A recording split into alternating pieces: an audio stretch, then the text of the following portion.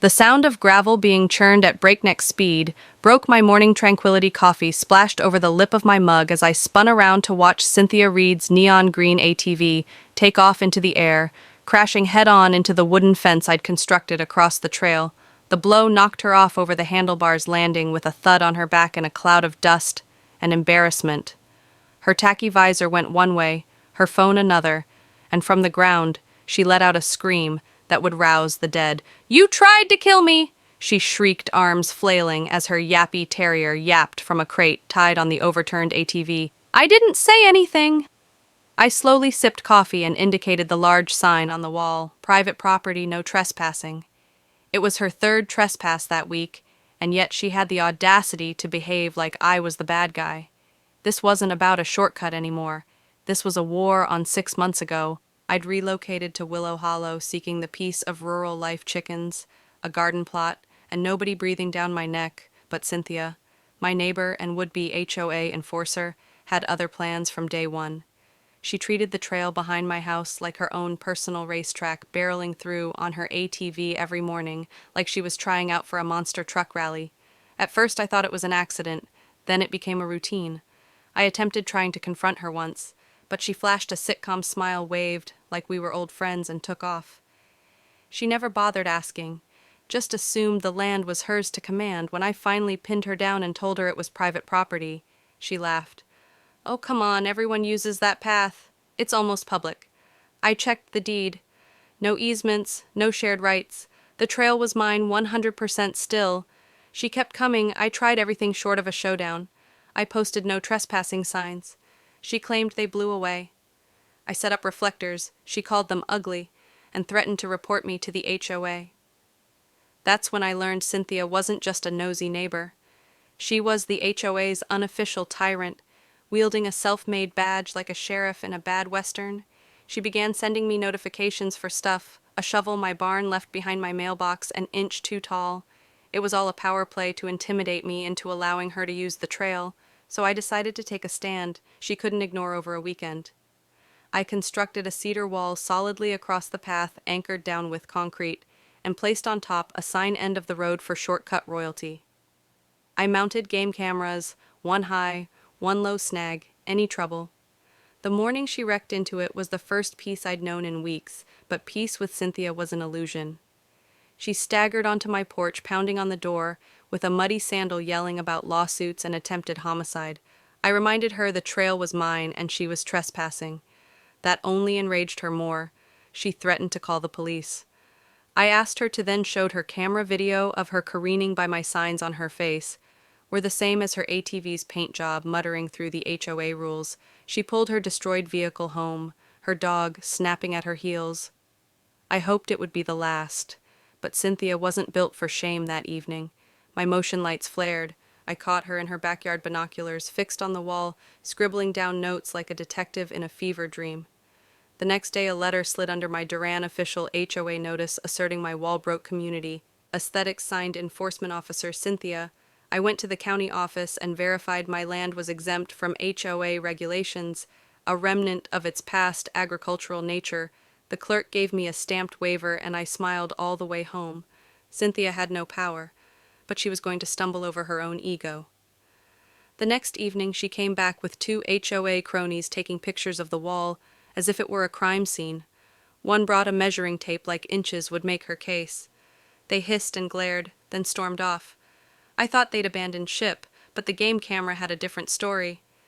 One of her friends had glanced at the lens, then pulled a can of spray paint out of her bag, holding it like a grenade. They were scheming something, and I was prepared. 2 days later, the community buzzed with rumors. Flyers materialized in mailboxes, calling for an emergency HOA meeting regarding safety risks. It was a thinly disguised attack on my wall and me. Although my land was excluded, its proximity allowed me to attend as a concerned citizen. I got there early, a GoPro concealed in my pocket, and sat in the back of the clubhouse. Cynthia stood at the front, pearl earrings shining, tapping her notebook like a prosecutor. She spewed into a rant, holding up a photo of her wrecked ATV as if it were a war crimes display. "This unlawful barrier blocks an historic community trail," she pronounced as if my wall had violated a hallowed site. The trail was simply an old tractor route, but she turned it into a lifeblood for recreation. No one supported her eyes, shifted to the ground. She brandished pile of fake fines worth $12,000 for obstructions and nuisances. I stood, thanked her for the show, and handed out copies of my exemption documents. I spelled her trespassing. The signs she disregarded, and her harassment when she said I should uphold community values. I referenced critics and threatened that more phony fines would invoke a harassment suit. The room hummed, a woman whispered, "About time." Cynthia's jaw clenched, but she had no retort. I walked away, leaving her to boil. The next day I found land grabber scribbled in orange paint on the wall. Camera film revealed Cynthia's teenager son, Hoodie, on spraying it with a mate laughing like vandals on a bender. I might have called the police, but I had an ace up me sleeve. I phoned my cousin Ethan, a law of the land attorney and one who had a smashing time dealing with little tin pots. He came by the following day, laughing at the film and ready to turf her with some legal stuff. Next HOA meeting, Cynthia was in mid-rant about unauthorized fences. When Ethan stood, introduced himself, and handed her a cease and desist letter, he referenced state laws nullifying her fines, and threatened that further contact would result in lawsuits. He presented the board with the vandalism footage, adding, "We could press charges." Cynthia's bluster collapsed. The room fell silent. Her tone changed overnight. No more ATV roars, no more notices. But she wasn't finished at 2 a.m. My drone camera caught her sneaking along the wall with a flashlight glaring like she might will it away. I made her believe she was invisible, but the war was going to intensify at midnight. A week hence, a mechanical buzz woke me up. I glanced at the drone feed and saw 5 people sculling close to the wall, Cynthia gesturing, pointing at beams while her team used bolt cutters and crowbars. They were taking it apart, plank by plank, in a covert operation. I hit record, allowing the drone to hover quietly. They removed a beam, piling it like thieves covering their tracks. I'd already alerted Deputy Vargas to possible vandalism, sharing earlier video. I sent him the live feed, his response in transit as Cynthia's crew labored. Red and blue lights illuminated the area. Step back, hands in sight. Vargas boomed. One lackey fled, dropping tools, another froze. Cynthia stood, stiff fists balled, as Vargas approached. "You again," he said, half laughing. She prattled on emergency access, but Vargas referred to the drone. "It's all recorded, trespassing, vandalism, the works." She attempted to claim the wall was unsafe, but when he asked whether she had permission, she clammed up. He cuffed her and drove her off, her dog's barks ringing from her porch come morning.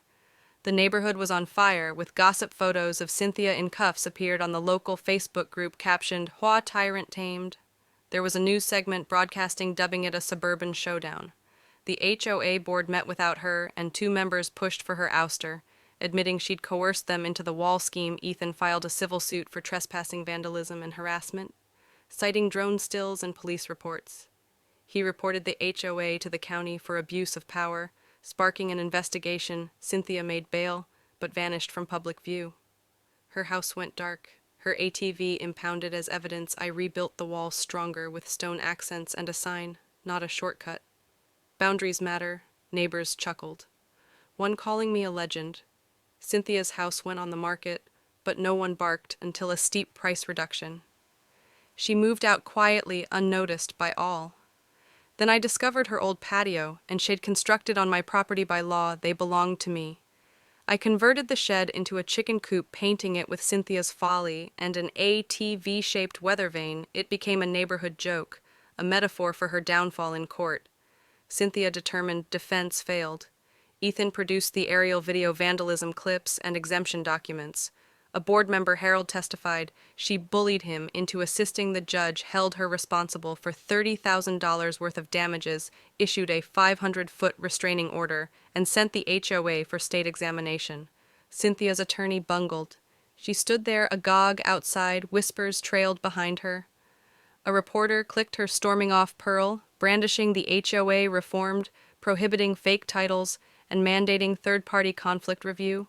I assisted in writing new regulations so no one could use power to intimidate. Again, Cynthia's reign was finished over her power dust. My wall was more than woo. It was evidence that privilege collapses. When truth stands firm, Neighbors now walk past it with nods or murmurs of good for him. Peace returned, not only silence, but the type that exists when a bully regime crumbles, and you're the one who toppled it.